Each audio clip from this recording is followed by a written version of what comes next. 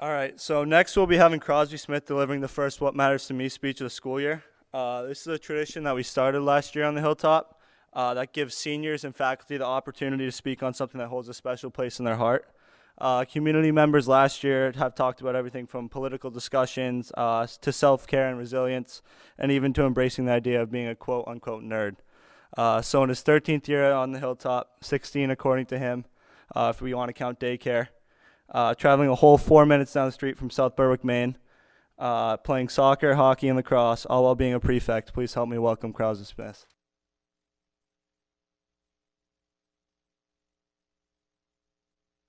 Thank you, Spence, for that wonderful introduction.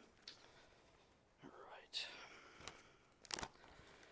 So, being asked to reflect on what matters to you is a surprisingly overwhelming task.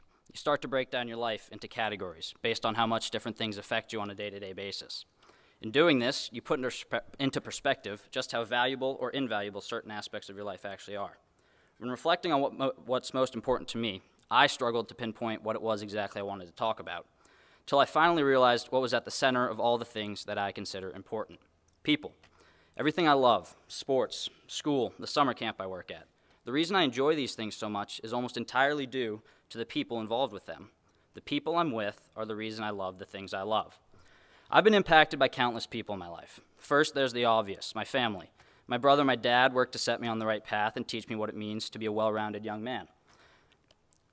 Then my sister. There's nothing as humbling as having an older sister. The instant I step out of line, or if for 1 second I think that I've got life figured out, she's the first person to put me back in my place. And finally, my mom. She was the smartest and strongest woman I'd ever met and taught me everything I know about how to treat others. Next are my friends. As a 17-year-old, my friends seem to be the greatest direct influence in my life at the moment. I surely spend the most time with them. They know me better than anyone else, and they really are what my life centers around, nowadays and for as long as I can remember. Most of my memories I only have because of the people I was with, like in 3rd grade when I fell off the swing and started bleeding from my mouth, only to look up and see Kendall laughing in my face. In 7th grade, when Chase and I absolutely killed the middle school lip sync battle with a beautiful rendition of I Can See Clearly Now, as performed by Jimmy Cliff. Or the heated games of recess football when Braden Stevenson resembled a young Tom Brady.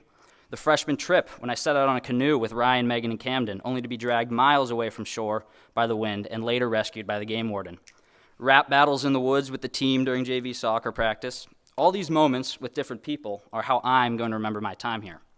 My function dance with Spencer, Brady, and Hayden, in which we gave everyone a new interpretation of Taylor Swift's Blank Space. Sophomore year, when Roni stole the show at the haunted house in the dorm with his brilliant Coco costume. Or later that year, when several of us bought scooters to ride from building to building, which were banned in less than a week. Junior year Spanish class, Liam Martin and I put on an epic air guitar concert at least once a week, while Miss Duell tried for our attention.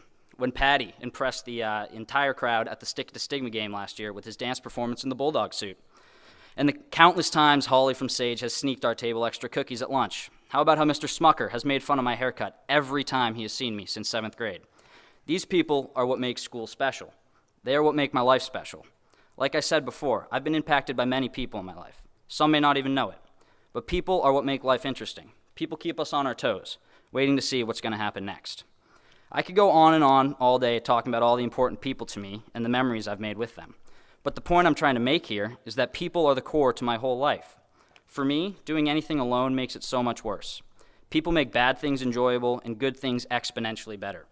If I had to make a timeline of my life, almost all the key moments would have something to do with someone important to me. Every great story I tell, every memory I have, every time I'm at my happiest are all related to the great people in my life. I don't remember the scores to all my games, but I do remember laughing to the point of tears at Patty's dance moves in the locker room afterwards. I don't remember the few days I sit at home and do nothing.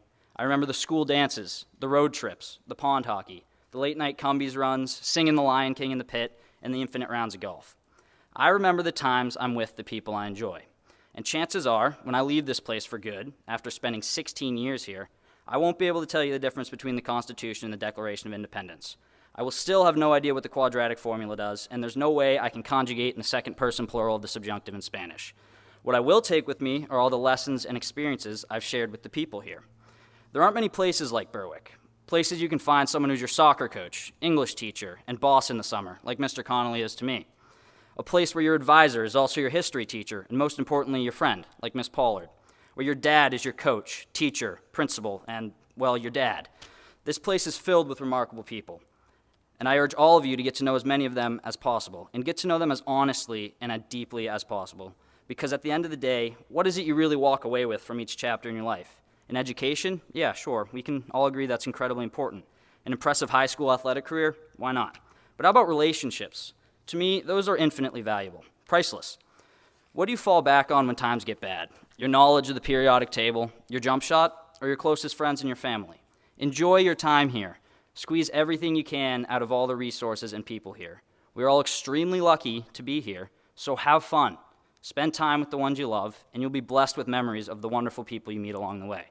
The people you love will make the bad times hurt less, and the good times feel so much better. So spend your time with the people who make you happy. Thank you.